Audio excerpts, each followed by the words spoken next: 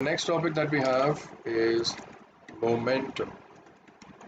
Do we have any idea about momentum?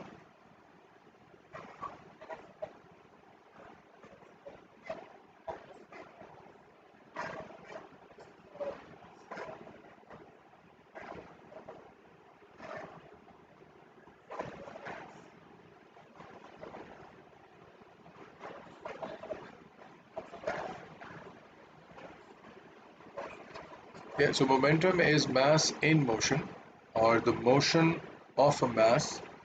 So it depends on the mass of the object and the velocity it's moving at. We cannot say that it's the speed because momentum is a vector quantity and we need to include the speed as a vector quantity and that would become the velocity.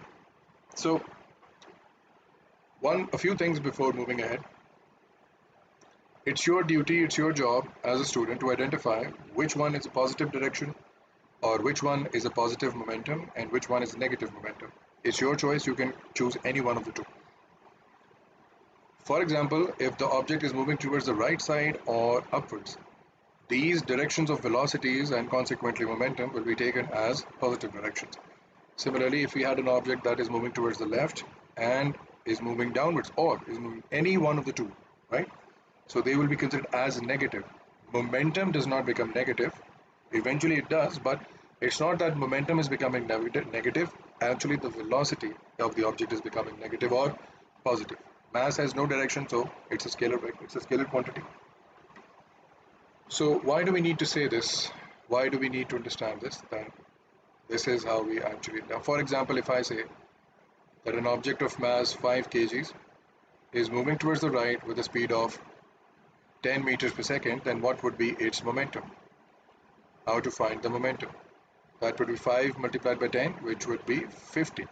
Now, the unit of momentum is Newton seconds or kg meter per second. You can write any one of the two. Both are acceptable.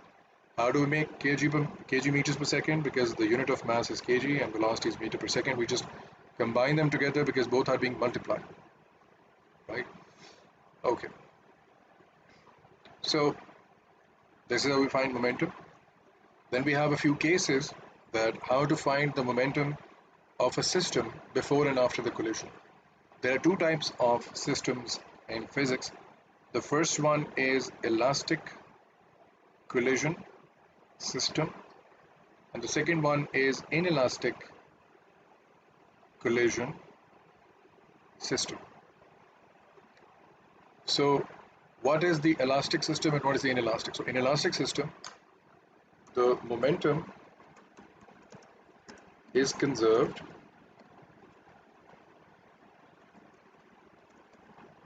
kinetic energy is also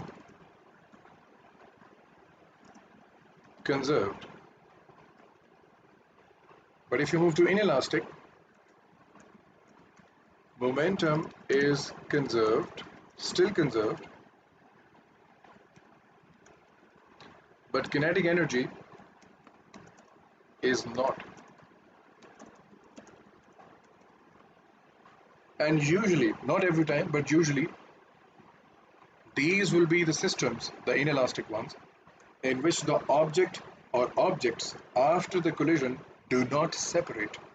For example, a bullet fired in a wooden block, the bullet would embed itself in the wooden block.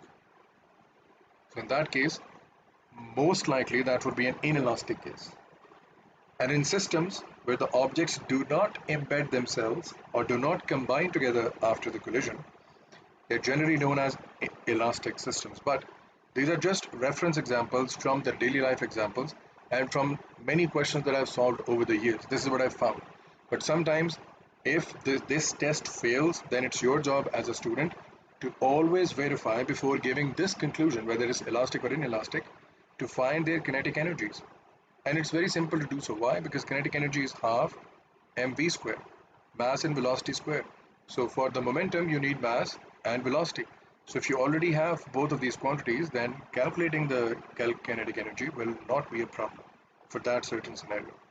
So in elastic, what happens is that two objects may be moving towards each other They separate from each other, or they may end up moving towards the same direction, but they will not be in contact anymore. In inelastic, this is just a generic case. It's not going to happen every time.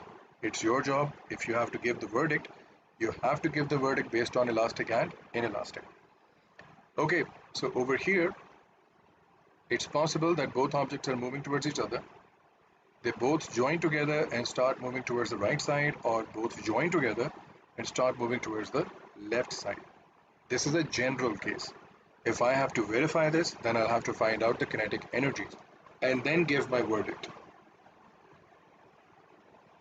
Do we understand momentum and collisions?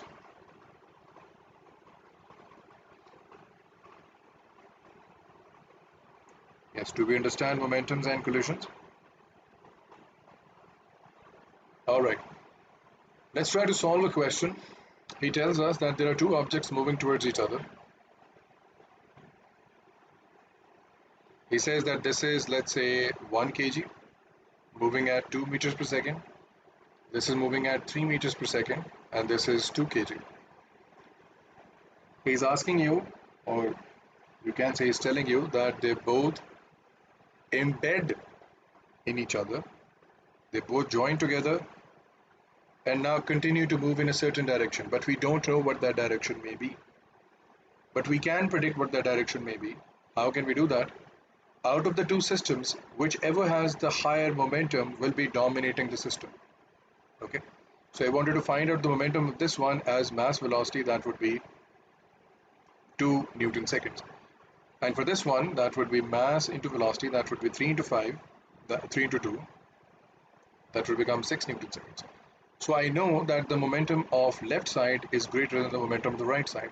So it's my prediction that the objects will be moving towards this side after the collision when they have joined together. Now, how do I find this? For that, I will need the conservation of momentum principle, or you can say principle of conservation of momentum, that says that momentum before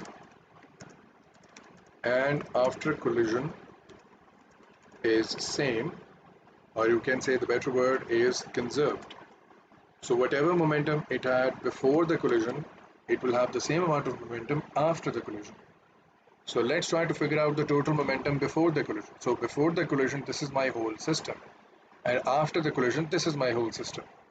Okay, so I realize that before the collision, that would be 1 multiplied by 2 plus, now if I go back, we remember that we have to assign values to velocity based on left or right, upwards or downwards. So I see this is positive velocity, but this will be negative velocity, plus, because I want to find the total momentum, so I'll be adding them together. So this is going to become 2 kg multiplied by negative 3 meters per second. This is all before the collision, must be equal to after the collision.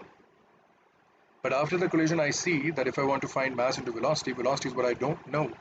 I know the mass. How do I know that? Because this was 1 kg, this was 2 kg, and now they have combined together, so the total mass would become 3 kg. Do we understand this point? But velocity is what we don't know yet. And since we have taken care of the negative sign, our final answer will also be correct. So this becomes 3 minus 6 equals to 3v. This becomes negative 3 equals to 3v. V becomes negative 1 meters per second. The negative direction suggests that it should be moving in this direction with a speed of 1 meters per second. Why the negative sign is leftwards? Because in my question, I chose it to be that way.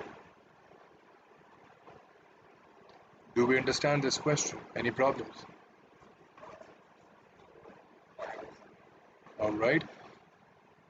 The same question he can give you with a different context. He may tell you that there is a wooden block, for example, and somebody fires a gun, and the bullet actually embeds itself in the wooden block, and then it starts to move. In that case, even, you'll have to add the mass of the bullet and the block in the after case, because now they're embedded together. right? So just keep an eye out of these cases. Sometimes what he's going to do, he's going to give you the cases like this, that both were moving towards each other, and after the collision they are moving towards this side. So he will give you all the data. Let's say this is 5 meter per second. I'm taking arbitrary value. This is 2 kg. This is 1 kg. And this is, let's say, 2 meter per second. He gives you all the values. Then after the collision, he will also give you the values of one of the cases and ask you for the second one. Let's say he gives you the credentials of this one, that this is 2 kg and it is moving at 2 meter per second. This is 1 kg ball. How much or what is the speed of this object in this case? So what you're going to do, this is my before case and this is my after case, right? So before case would be 2 into 5 plus 2 into minus 1 minus 2, that would be, not minus 1.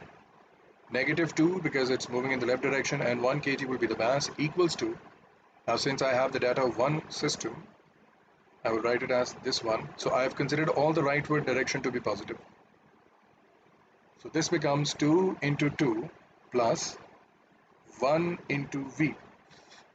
Now I know that this is going to be positive because the examiner has given me the direction himself. I don't have to figure that out on my own. So what does that become? This becomes 10 minus 2 equals to 4 plus V. This becomes 8 minus 4 equals to V, and V becomes 4 meters per second. Positive value, meaning this is moving towards this direction. So do we understand how to find out the momentum before and after collisions?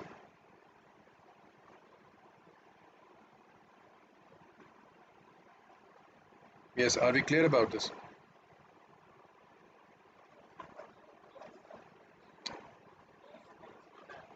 We've tried to explain the laws of Newton with simple force. Now we will explain them with reference to momentum. So if I just give you a simple peek about the first law was about inertia. That as long as there is no external force, the object will maintain its state of motion. Now we will say that as long as there is no external force, the momentum of the object will remain the same.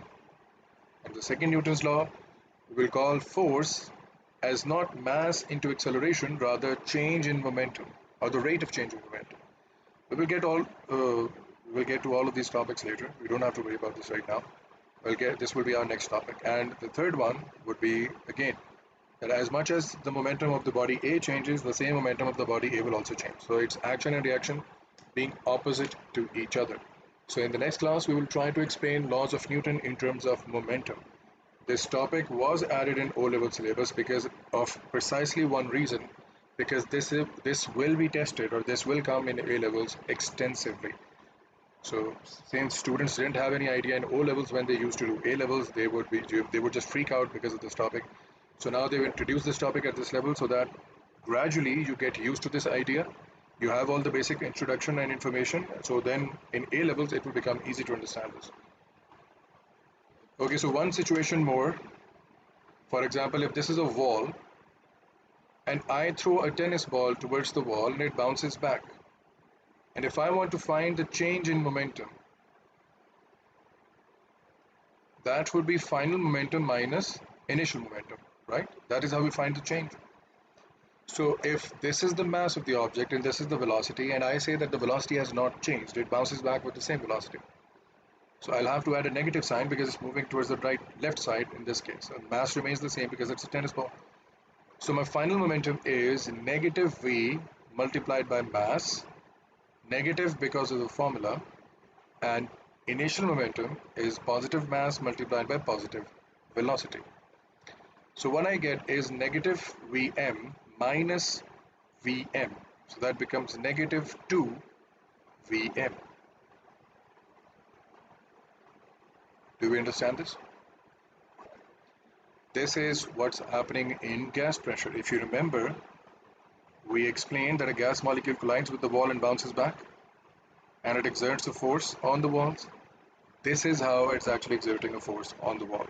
And we will do this in the next lesson, that how change in momentum becomes force.